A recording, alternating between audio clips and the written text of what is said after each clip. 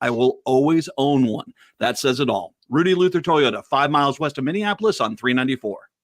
Hi, this is Ken Hageland, host of Living Healthy and Aging Well, inviting you to listen to our live call-in talk show airing every Saturday from noon to 1, where we talk about your health and your life and provide insights you need to know to live and age well. Each week, we talk with guests who provide answers to important questions regarding healthcare, elder care, end-of-life care, and self-care for caregivers, and help you and your loved ones plan for the future and enjoy your highest quality of life today. Please join us every Saturday from noon to 1 on AM 950 for Living Healthy and Aging Well. With a look at your AM 950 weather, I'm Patrick Lilia. Overnight, a chance of rain with a low of 37, then cloudy on Tuesday with a high of 41. Make this holiday season extra magical with an Eat Local Minnesota restaurant or food purveyor. Perfect for all occasions from family to friends to work gatherings. Visit eatlocalminnesota.com to see the list of restaurants and food purveyors. Portions of the following program may be pre-recorded. The views expressed and the opinions given by the individual host, guest, random reptoid, or chupacabra may not necessarily reflect those of AM 950 Radio, its affiliates, or its sponsors. Now, it's time to step into the unknown.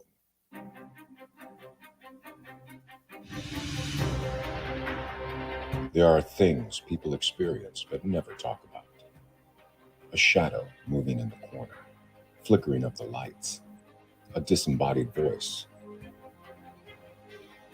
We invite you to talk with us.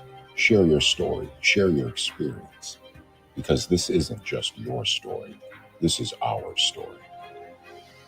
This is GhostBox Radio with Greg Bakun. And this is GhostBox Radio on AM 950, where every night we talk about the paranormal, ufology, Bigfoot, and so much more. Happy Monday, everybody. My name is Greg Bakun. Thank you for joining me, and happy Thanksgiving week, as a lot of us are getting ready for our big turkey dinners and whatnot.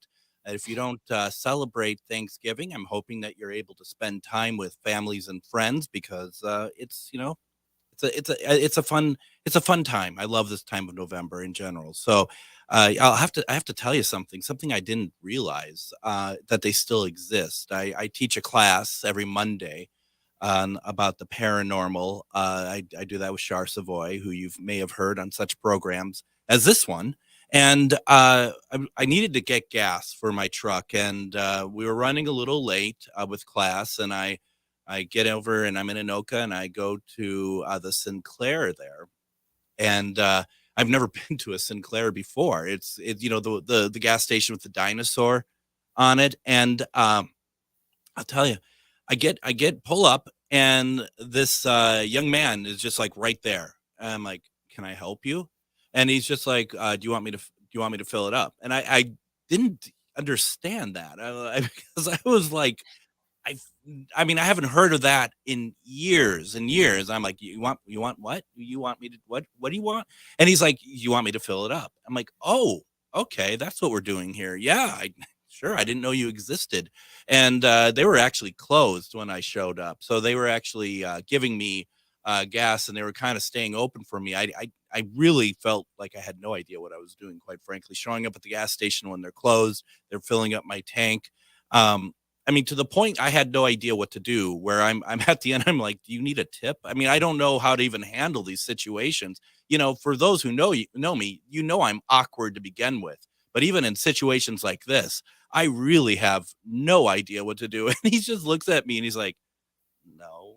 I mean, it was, as you could tell, it was a very stellar conversation. But thank you to them anyway for filling up the gas tank and putting up with my weirdness, like everyone else has to, unfortunately.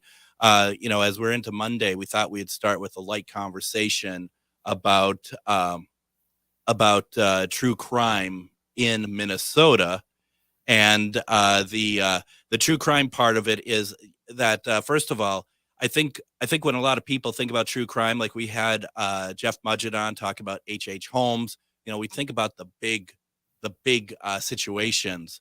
But the thing that I find very interesting about what we're talking about tonight is, as you all know, you listen to my show, we talk about stuff like demonology, we talk about possession, we talk about things like that. And what is fun about listening to that stuff is that it could happen to, that for some of you may listen to it and may not think it's real at all. And you're just like, well, this is interesting to listen to. It's not real anyway, so who cares?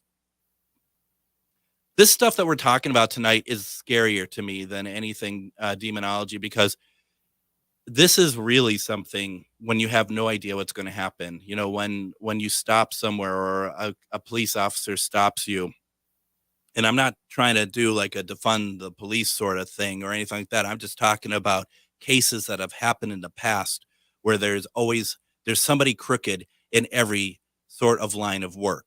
It doesn't matter. And somebody eventually gets killed. And that's what we're going to be talking about tonight with my guest, Joe Kistner, as we're talking about his pretty amazing podcast series, Shadows of the Midwest, which is, I'm looking about it on Apple Podcasts. I know it's I was listening to some of it on Spotify. It's all over the place. So let Joe tell us where else we can get it at. But I really wanted to bring Joe on and talk about this podcast.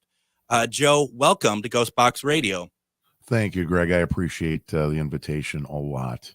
And let me tell you, I've always admired your work, too, going back to the KCOR days. Oh, thank you. It was fun finding somebody from Minnesota to listen to on there. That was some good stuff. You've had some good interviews over the years. Oh, thank you very much. And, you got to be careful with that voice, Joe. They're going to replace me if enough people hear that voice and they're all just like, yeah, that's the voice we're looking for on AM 950. So just watch it, okay? Just watch it. I'm watching you, Joe. Joe, you and I have we've known each other for a little while now, and this is something that I think we've been talking about doing for a while and just haven't been able to get around to it. And I'm really excited to talk about it. And I feel like I'm not too far off of my comments about, number one, the idea of, that the idea of anything true crime is that it's kind of the normal becoming abnormal. It's the normal that is twisted. And sometimes we don't understand the reason why it's been twisted. And I mean, really, none of these stories come out with the victim living, right? Yeah, or missing, basically. Or missing, yeah.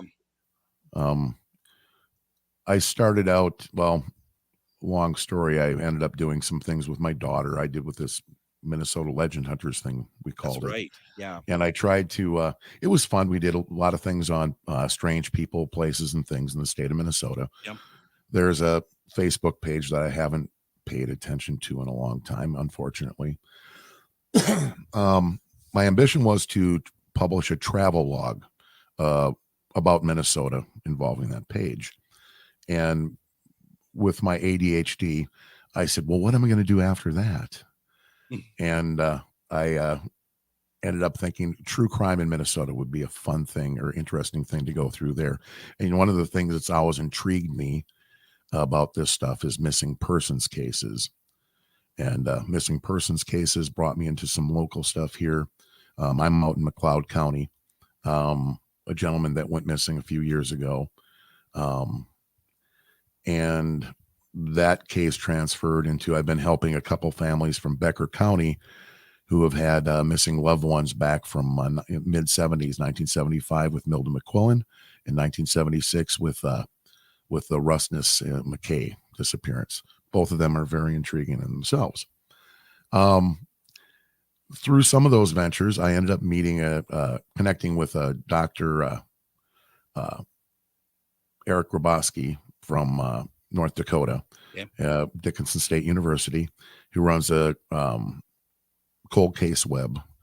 And we thought we wanted to do something to generate interest in local things. This is a case that I discovered looking into those missing persons cases, and it intrigued me.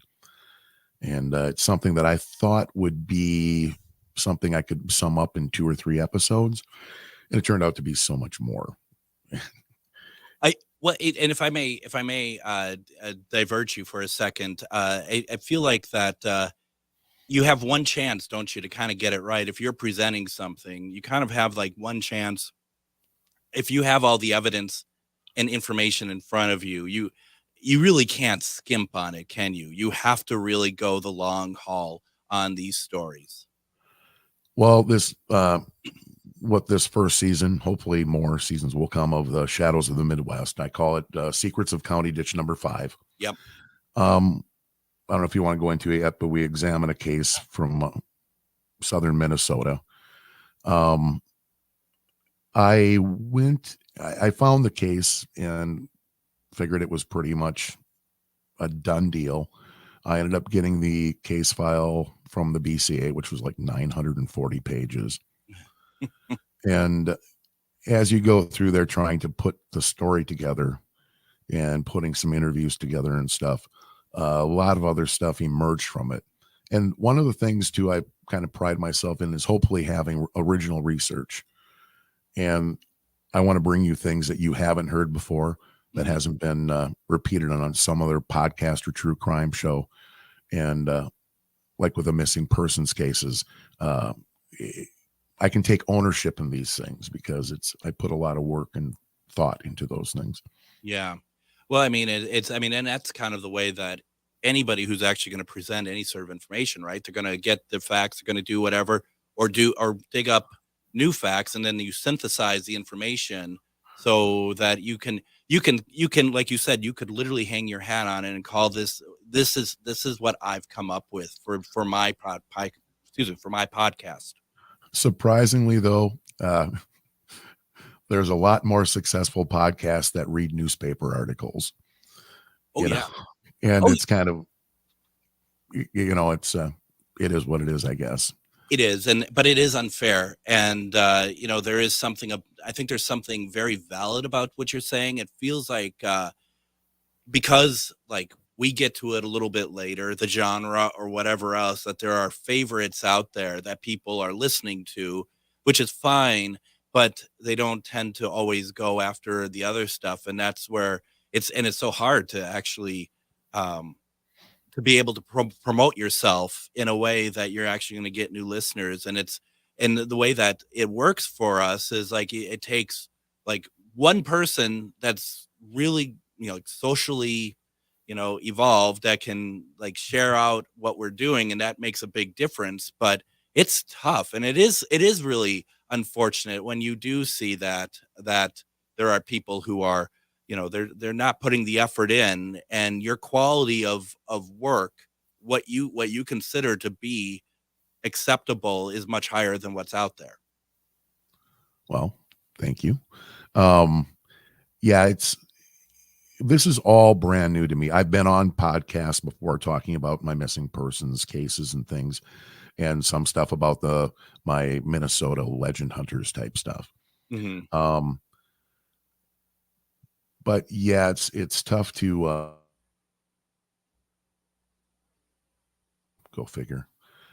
But yeah, it's tough to get the word out there, and I wanted to do something original and something I could put my own name on. Well, and I would assume too, for example, and what you're talking about here is Secrets of County Ditch number 5. And I think saying that, no, in my opinion, maybe the true crime community would be like, absolutely, I know exactly what you're talking about, but this isn't something I know anything about. So when I've been listening to it, it's really incredible. And so with your not your most recent one, I didn't listen to, Solved or Resolved. I haven't listened to that one yet. I think where I was at was a sort of Homecoming, which was one that came out in September. You had well, why don't we do this? I don't want to jump ahead here, and I don't want to give anything away.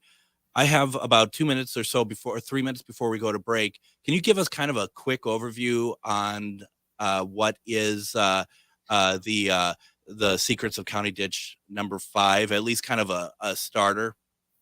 Yeah, sure. It goes back to May of 1980, right outside Blue Earth, Minnesota, in Faribault County. farmer, Gilbert Sheevy, went to check a drainage ditch north of his residence one morning after a heavy rainfall. And as he looked over the side of the road into the drainage ditch to see the corn stalks and stuff piling up and kind of blocking the water flow, he noticed what he thought was a blow-up doll in the amongst the debris. And as he looked further, he realized that it was a human being. It was a young woman. Some of the more, well, not that it's curious enough to find a naked body in a drainage ditch. Some of the curious things is that her head was shaved and all of her fingernails were removed. She was nude, and the only thing left was a cord around her neck. The body had been in there, they figured, for 4 or 5 days and started decomposition. Which is why also bloated, looking like a blow-up doll, possibly. Yeah. And that's where, he thought where he kind of made the original mistake. In the first episode, I did get to talk to the sheriff, Sheriff Fletcher, who was involved with the case, and a couple of one of the deputies that was there that helped investigate it. And then a firefighter who later became a deputy for Faribault County and was also a corrections officer. It was fun to get their insights to that day of what happened and the things that were going on. And then from that point, we kind of move on to the mystery of who she is, why she was there. And, we're talking small town Minnesota, but it was, however, right off of I-90, a major thoroughfare. So we kind of examined some of the other things that were happening around 1980. I mean, we all think it was an age of innocence. I look back to 1980 and it pretty much was for me. However, I was, 13 years old or so. Yeah. And we kind of examined some of the other things that were going on there. And surprisingly, there was just as much darkness and kind of heinous things going on back then as well in the same general area of southwest Minnesota or southeastern Minnesota. Unbelievable. I have so many questions about that. What I'd like to do though, so we have to do this so we could have more conversation. Let's go ahead, take our first break. When we come back, we're going to talk more about this podcast, everything around it. It's going to be pretty incredible. Joe, if you could do me a favor to get us in the break, can you tell us that they're listening to GhostBox Radio on AM 950, please, with your voice? And you're listening to GhostBox Radio on AM 950. There we go. We'll be right back. Reach your highest level of consciousness and well-being with metamorphosisconnections.com. Metamorphosisconnections.com is an online directory of the best holistic and metaphysical practitioners to help you make your most informed choices. You can search metamorphosisconnections.com for classes, events, wellness and life coaches, plus metaphysical products and shops. You can also search for a wide array of healers from all modalities, including EFT, sound healing, energy healing, light therapy, ancestral healing, shamanic healing, reflexology, past life regressions, hypnotherapy, yoga, and more. And if you're not sure where to start, the search feature on metamorphosisconnections.com is tailored to help both those who know what they are looking for and those who are just starting. Come explore the possibilities for your higher self by visiting metamorphosisconnections.com. Their experienced practitioners can guide both beginners and those that are already on their spiritual journey. That's metamorphosisconnection.com, your link to direct you on your spiritual transformation. We're heading into the holiday season, and you're probably realizing, like a lot of people, that your home is not ready for the holidays. So get ahead of the pack and call Zero Res right now. Zero Res has a 4.9 rating on Google Reviews with over 17,000 reviews, and the Zero Res Gotta Love It guarantee makes it easy to get what you pay for. This month, get 3 rooms Zero Resified starting at $149, and don't forget your air ducts. You can get $75 off any air duct cleaning this month. Call Zero Res at 952-ZERO-RES or go to ZeroResMinnesota.com to schedule your appointment today. Backward or forward spells the same. Zero Res. And when nothing but new will do, nobody knows floors better than Zero Res. Save on top Mohawk brands. Go to zfloors.com to learn more or call 952-ZERO-RES and set up a free in-home consultation. Z Floors by Zero Res. Hello, I'm Jody, also known as Witch Jody on social media. I opened Midwest Witchery and Healing in historic Stillwater because as a nurse, I love to help others. When you come and visit Midwest Witchery and Healing, you will find everything from divination and magical services, classes to ritual tools, jewelries, handcrafted candles, witchy gear, and much more. My store is a safe environment for all on their own unique path. Look for the purple door. Find out more at MidwestWitcheryHealing.com. And welcome back to GhostBox Radio on AM 950. My name is Greg Bakun. Thank you very much for joining us tonight. Tonight we are having a conversation about true crime in Minnesota, which is very exciting in the sense that, you know, as talking to Joe beforehand, that we haven't really been talking a lot of true crime, and let alone anything in Minnesota, which I'm really excited about. Joe Kistner, who is our guest tonight, his podcast is called Shadows of the Midwest. And we've been talking about a set of episodes from season 1, Secrets of a County Ditch, County Ditch number 5. There's a lot of different episodes to it. I'm not going to give anything away here because I think you need to listen to it. But, you know, I think it's in episode 5 that you have a testimony, or, you know, like a interview between cops and who they believe had been involved with it. Is that stuff public record? Did you have to get permission to get those? Those are actual recordings. Yeah, I've learned, I had talked to you a long time ago about a case in St. Michael. Yeah. And that's where I kind of got my feet wet with records stuff and with the state of Minnesota. And basically, after anything is solved or after 30 years, the case file will become public record. I've had bring out my inner litigator with some counties about that stuff. You'll remember a couple years ago with the Jacob Wetterling conviction. Yeah, all the files, excuse me, for Jacob Wetterling became public, and the Wetterling family wasn't very happy with that, and they ended up petitioning and got some of those files moved to the FBI. FBI missing persons cases files, from what they've told me, never become public. So some of those files from the Wetterling file were sealed away, but otherwise they're available all to the media. And if you want to talk about a file, that one's thousands and thousands and thousands of pages long. How many? I mean, like, imagine how many leads that they had received over the 30 years. That it was open. There was, yeah. I looked through some of it, and it was some of it was unbelievable. There was, yeah, I think each volume, and I think the volumes went up to like had like 1,000 leads in them. Wow. Do you? As far as go ahead. No, but as far as the recording goes, is the Faribault County Sheriff's Office was very gracious and stuff too. I went down there one afternoon or one morning, right before a snowstorm, and was able to go through some of the records they had there. The BCA holds the lion's share of the files for that case because it ended up getting turned over to the BCA.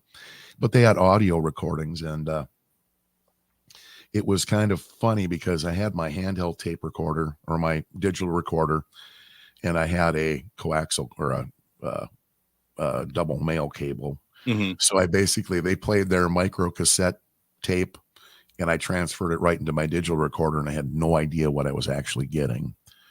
So I transcribed a couple of tapes because I had to get home because I had dogs that needed to be out. Yeah. And one of the recordings had nothing to do with this case, which was really disappointing. And the second recording was the one I played. I thought I was lucky. That was the final interview. I'll just kind of go into it. A very long, interesting story. A former Minnesota state trooper, ended up, you might say, confessing to this crime. Yeah.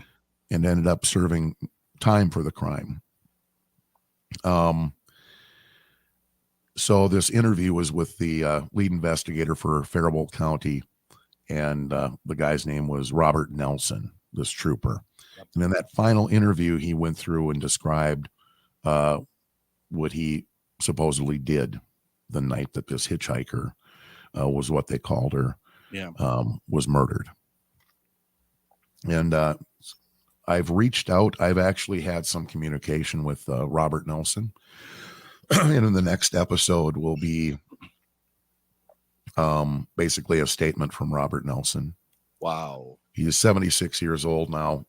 That was kind of interesting too. I've had, for the most part, I've had really good luck when I've reached out to people and requested interviews, and you're honest, I'm just a guy. I mean, I work for public transit, for God's sakes. But people, I've had very good and very fortunate to have people open up to me. Mm-hmm. My first messaging with Robert Nelson, the trooper, he's still in prison in Texas. And he basically told me to,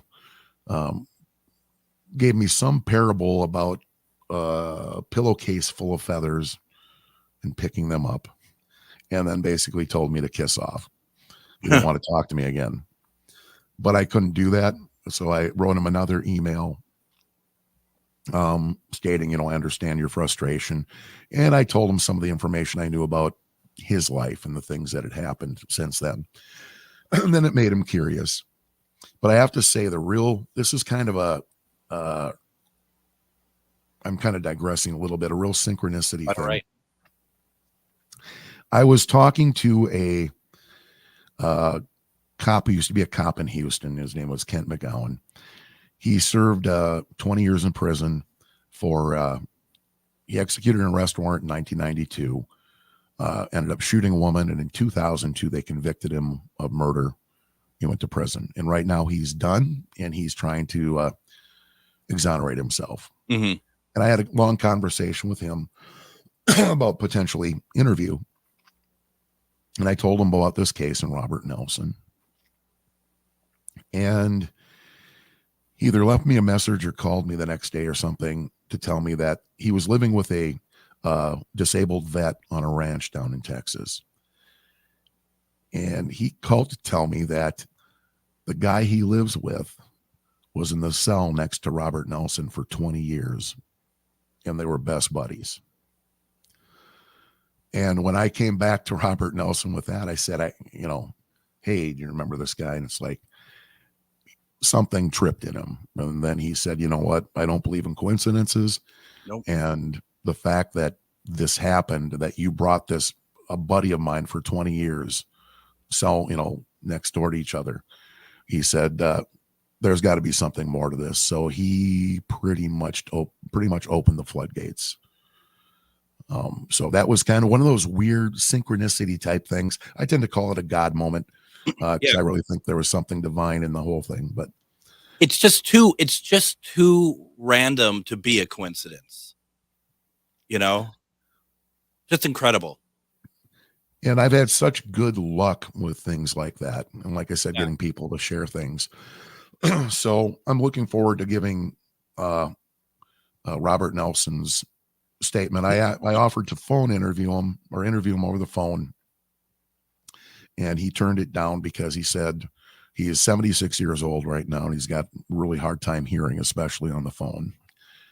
So I told him you can either answer some of my questions, by paper, or excuse me. I said, or what you can do is if you want to give me a written statement about what your side of the story or whatever your feelings are now, 40 some years later, I said, I'll put it out there and we'll just let people decide. I'm not going to play devil's advocate or anything, we'll put it out there.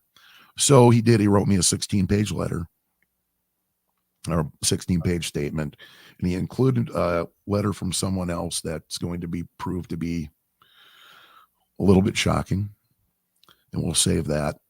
But I had basically a friend of mine, to give it a different voice, read his statement for me, and that'll be on the next episode, and that should come out a lot faster than the last one did because I get sidetracked a lot. Well, and they take a long time to put together. Also, I mean, they're not there. There's a lot to it.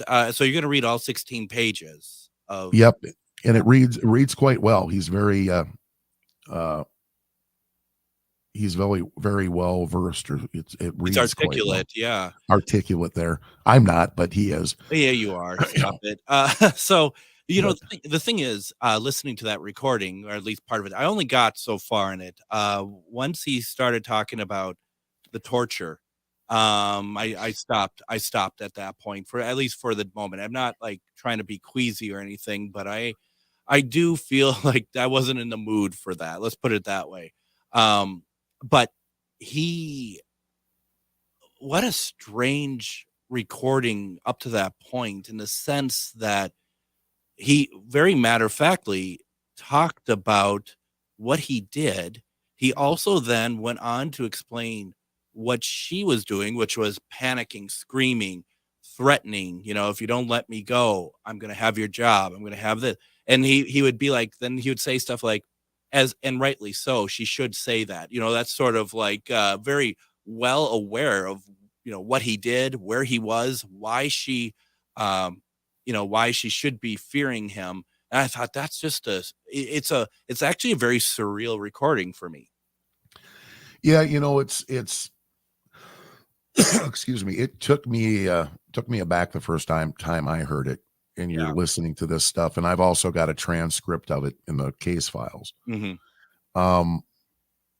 Yeah. And it's hard to believe that, excuse me, a human being is capable of some of those things.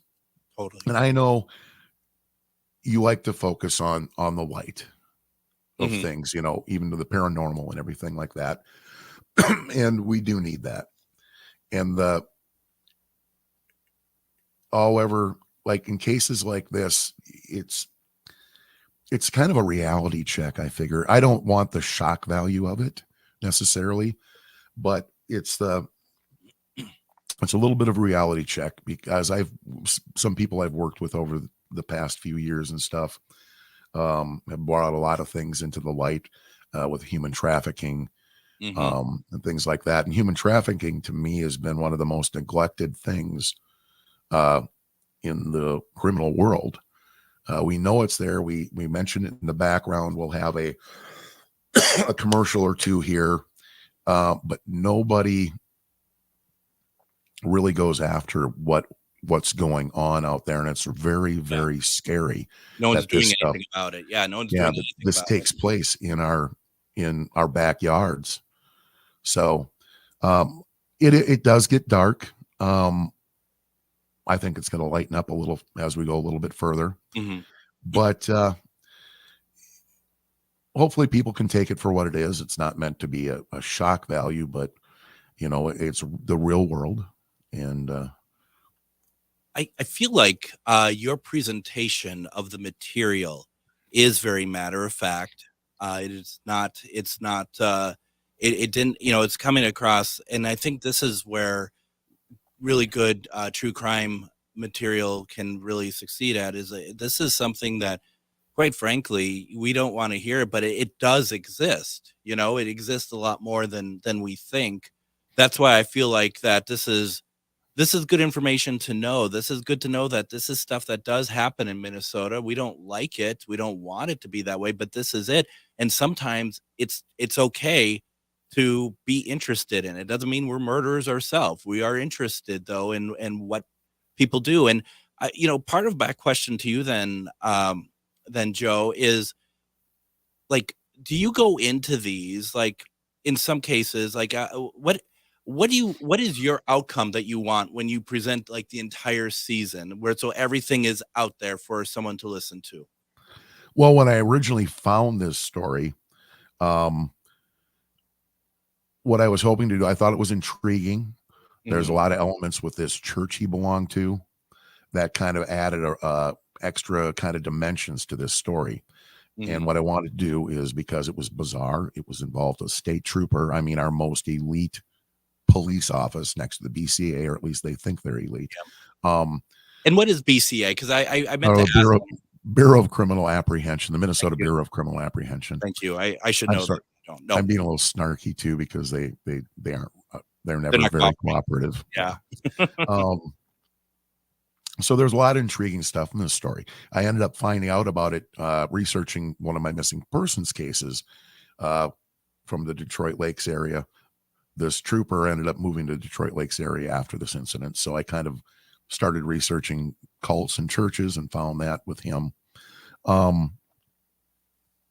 But I honestly thought it was a great story to tell. And I thought I could do it in like 2 or 3 episodes, give a nice layout, all the interesting details and stuff. But as I interviewed a few people and looked into it a little bit further, there's a lot more to the story. And you start seeing certain things that don't quite come together. And that's the photo I used for the newest episode, Solved or Resolved. That episode will kind of go into some of those details. And the photo I used is a puzzle piece that doesn't quite fit. I thought that was kind of funny because my wife was obsessed with jigsaw puzzles, but making those pieces fit somehow. But I think if anyone has the patience to get through it, I think it's going to be very intriguing where this ends up at. Well, and I think that, the way to go through it is, episode, at a time. People can certainly, if they want to do them all at once, it's great. But I mean, it's something to kind of savor in a sense, because I think once you get through one, you kind of want to think about it a little bit. You want to kind of process what you've heard, and you start to formulate your own ideas and stuff. And, I think that people would, should really enjoy going through it, because there is so much information. You're not skimping on anything. And I think that it's a very thorough look at these cases, which, honestly, Joe, is this being talked about anywhere else? I mean, certainly back in the day in the 80s, sure. But since then, it's not something that is well known out there, is it? Curious enough, when I went down to the sheriff's office in Faribault County, the woman in charge of the records department, she goes, "Oh, there was a guy down here last week looking at this case, and he wanted me to give you his card." And it was from a production company, true crime production company that they do Homicide Hunter and Snapped and a couple other ones. Sure. That were going to do a small town crime thing. And actually they had pulled this story up. I talked with the field producer a few times. And I kind of shared the podcast with him, but I have the feeling I'm going beyond where they wanted to go. I mean, they're out there to tell a story in 49 minutes, give all the details and sum it up. Yeah. So I don't know if and when that show is coming out at all, but that was kind of interesting. The fact that a week before me, this television producer was down there looking at the same stuff. So yeah, absolutely. And that happens just as long as they don't steal all your research and start just going, crazy on and making their own stuff without any sort of credit to you. That would be more. I've had that happen in other things, which can be very annoying. Yeah. But yeah, I have the feeling where this podcast is taking that case is someplace they don't want to go. So I feel pretty safe about that one. Why don't we go ahead and do this? We're going to take our next break. When we come back, we're going to continue talking about this podcast, other things Joe's working on. If you have any questions for Joe, put them in the comments, please. There's so much to talk about. It's awesome. You're listening to GhostBox Radio on AM 950.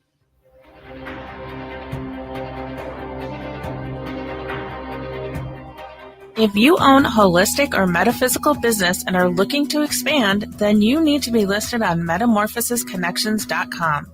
It's a network where you can grow with like-minded practitioners and reach new clients. Metamorphosisconnections.com is an online directory you need to list yourself and your business.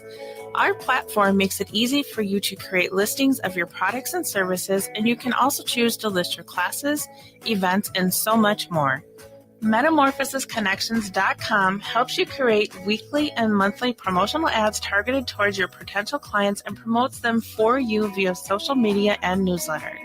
There are clients searching for your specialty right now.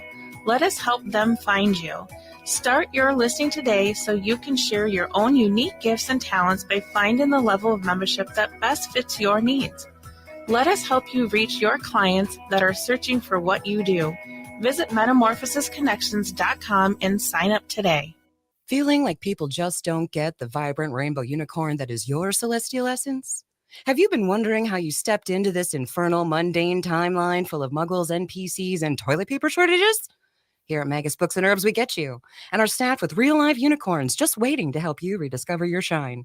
So come explore your magical side with books, herbs, incense classes, and more at 1848 Central Avenue Northeast in Minneapolis or online at magusbooks.com. Hello, I'm Jody, also known as Witch Jody on social media. I opened Midwest Witchery and Healing in historic Stillwater because as a nurse, I love to help others. When you come and visit Midwest Witchery and Healing, you will find everything from divination and magical services, classes to ritual tools, jewelries, handcrafted candles, witchy gear, and much more. My store is a safe environment for all on their own unique path. Look for the purple door. Find out more at MidwestWitcheryHealing.com. With a look at your AM 950 weather, I'm Patrick Lilia. Overnight, a chance of rain with a low of 37, then cloudy on Tuesday with a high of 41. Make this holiday season extra magical with an Eat Local Minnesota restaurant or food purveyor. Perfect for all occasions from family to friends to work gatherings. Visit eatlocalminnesota.com to see the list of restaurants and food purveyors.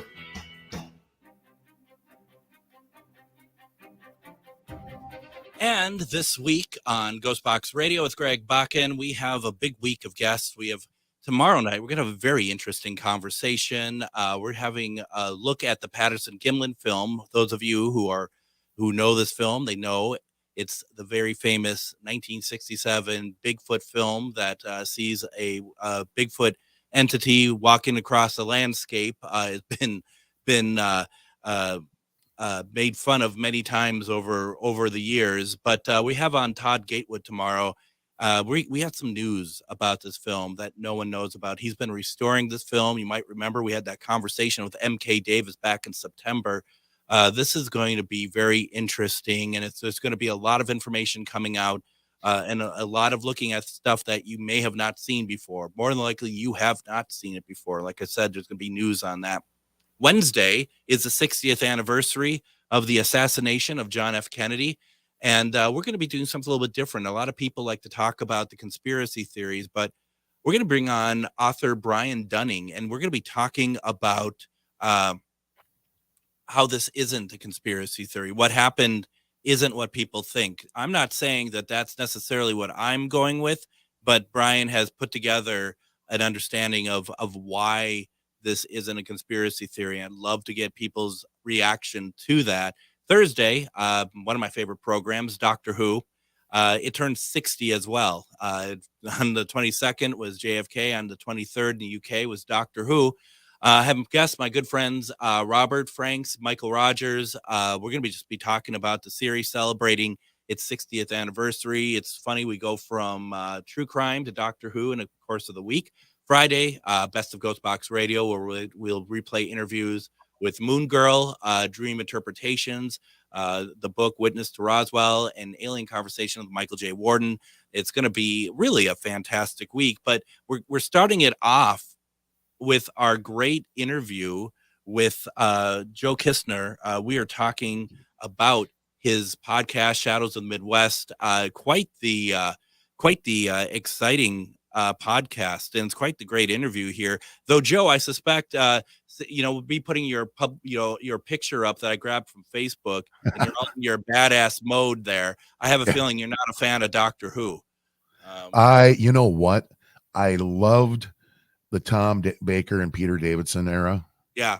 Tom Baker was just phenomenal. Yeah. That back in the day, they used to show it. KSTP and channel PBS would have it on their late nights, Friday nights, Saturday nights. Yeah. And after that, I kind of disappeared, and I haven't really tried, but I haven't really gotten into the new era of Doctor Who at all. But the Tom Baker stuff is classic. I love that with Layla. And I was going to name my kid Adric. Oh, I'm sorry. But yeah, my ex didn't go for that one. But No. You know, I think she was wise in that decision. No offense. Adric and Layla. Oh God, that'd be funny. Yeah. All right, sorry, not funny. If you All right. children's name, Dog's canine. They didn't go for canine as my golden retriever either, but yeah. yeah. And if anyone has questions for Joe, please put them in the comments. But put them have questions in there, please. That actually are about what we're talking about tonight. We're having somebody putting in questions of that has nothing to do with what we're talking about tonight. So that's very interesting. But comment here, Bill Brown says, "Great job, Joe. It's so exciting to see all of your efforts coming to fruition. Very interesting topic indeed." Yeah, it is very. I mean, I'm glad to see, first of all, that you're following a passion. This is what you wanted to do, and you had telling me off air that you just kind of jumped into it. As from a production side, you just kind of jumped into it, and you weren't, you've not done really anything with audio before. No, it's just the free program off the internet type thing. Yeah. And then trying to for anybody that's looking into stuff like that, trying to find a way to it's one thing recording it, but then how do you distribute it? And there are ways of doing it. There's services that will get it out there to all those major podcast companies or platforms. So if you are looking for it because of that, if you search it, you can find it on Audible, Amazon, Google, Apple Podcasts, Spotify, Pandora. Yeah. And then there's also www.shadowsofthemidwest.com, which basically right now only brings you to the episode page. I haven't been able to build any content or anything for that. Are you going to consider doing like a Patreon or something? Well, if things build up and progress, and it would be interesting, because right now I've been having a problem trying to find a way to share some of the documents involved with that. I do have a Facebook page, Shadows of the Midwest. If anybody'd like to look there, I do post some things that documents that are pertinent to the story, where you can actually see it. I don't have any other outlet right now for doing that, but it would be great if you wanted to come visit that, like it, and leave a comment, questions, anything that suits your fancy there. And there's also a YouTube channel with the same name.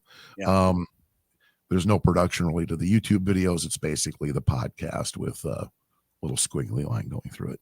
That's good. Now, if I may say, I think if you ever do want to go down the Patreon route, and I'm sure your answer to me would be like, well, this stuff should be available to everybody, but as a way for people to view documents and stuff, to join Patreon for a couple bucks a month or something like that, because I mean, what you do, what I do is a lot of work. And it's a passion, yes, but it's also something that, it's great to see people give the likes. They are very supportive and stuff. It's also great if someone could, throw a couple bucks at you every month, and just to help things along. If you're going to all these places to do the research and stuff, that's gas money. Sometimes if you're going down to, the police office or police station or whatever, those are things that add up after a while. And it's just nice to know that people, appreciate that, giving a couple bucks, so something to think about if I were you, at least. Yeah, and it'd be a good way to put out documents where people could actually go and read transcripts and see the things you're referring to. Because in one of the episodes, I end up going back through, there's a lot of interview transcripts that I don't have audio for.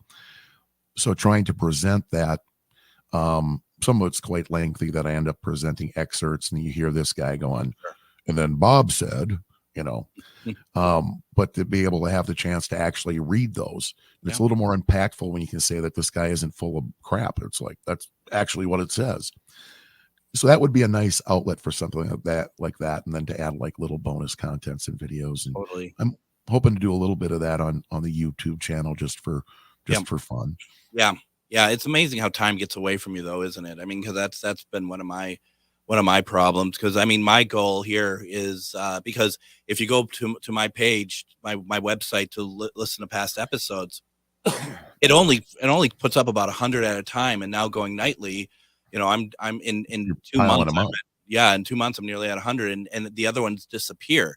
So I'm thinking about doing a Patreon where it's a couple bucks a month and you have access to the entire, including like the KCOR and the Para X and the stuff that I did with After Hours AM and stuff like that, where, and that's the thing, because you're building up even, and even when you're creating content, when you're creating the episodes, I'm sure there's stuff that you're cutting out that you're just like, it just doesn't fit anymore or anything, but then you upload those as bonus pieces of like, here's a little bit more that we just didn't put in or something. So it's really, and it's amazing how people really do go for that. They really love that sort of, and loving the exclusivity of being able to listen to something that they know that it takes a little bit of effort to be able to partake in it as well.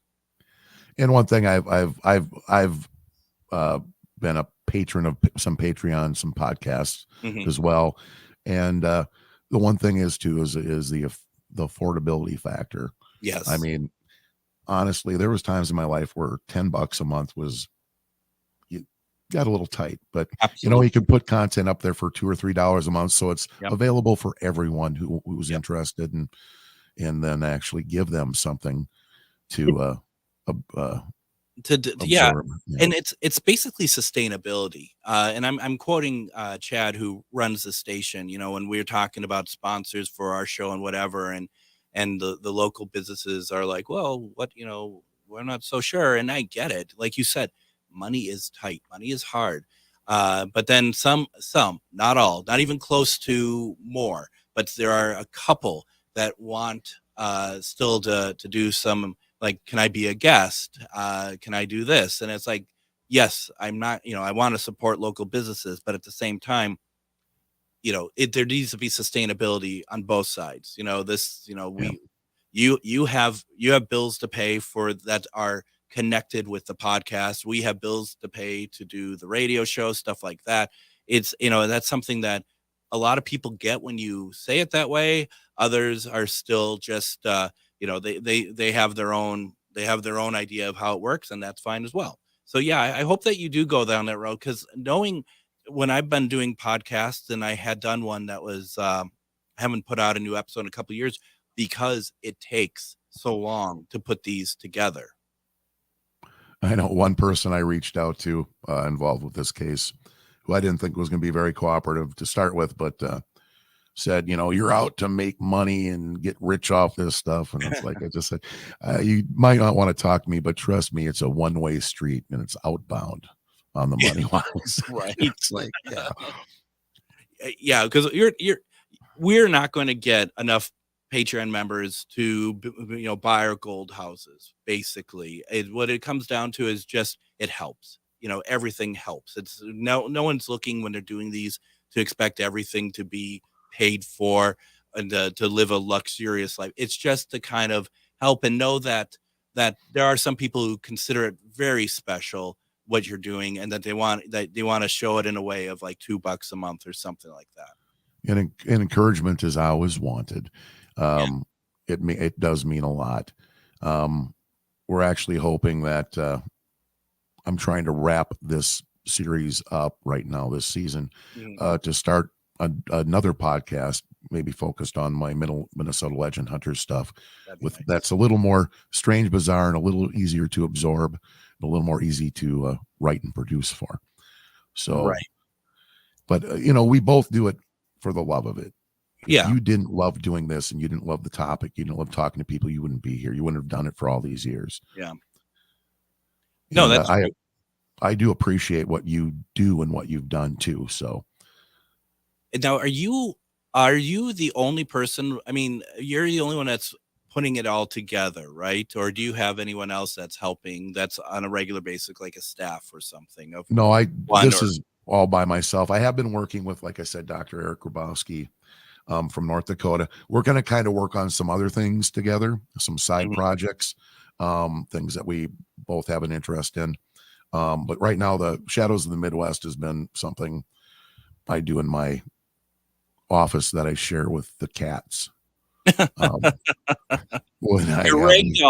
ragdoll. Oh yeah, my rag doll. Yeah, they all got locked out of the room right now, but Wise. Yeah. Wise. Oh my gosh, that's right. I hadn't even asked how your rag doll is. Mine is still a pain in the, Yeah. Oh, she's right at home, and she thinks she's a dog too, I think. So They kind of do. Yeah. They kind of do. It's pretty amazing. Once again, folks, the podcast is called Shadows of the Midwest. You can get it anywhere that podcasts are available. That also includes YouTube. As Joe said, that it's also available on YouTube as well, and then Facebook page. That, once again, that's just called Shadows of the Midwest as well, right, Joe? Yep, that's correct. And if you have any questions, feel free to reach out there or through the YouTube channel or something. I'd love to get some feedback from you. That, and folks, I think you're going to really enjoy it. Joe Kistner, Shadows of the Midwest. What a great podcast. I've really enjoyed it. Thank you so much for joining me tonight. Well, thank you, Greg. I really am honored, and I appreciate you having me on. And I would really like to have you back on. We could talk about so much more. That would be fantastic. Thank you very much. And folks, we'll be back tomorrow with talking about Bigfoot. It's going to be an incredible conversation. Hopefully some big news. Everyone have a great night. It's Brad Friedman, host of the Bradcast, weeknights at 7 on AM 950, KTNF, St. Louis Park, Minneapolis, St. Paul, the progressive voice of Minnesota.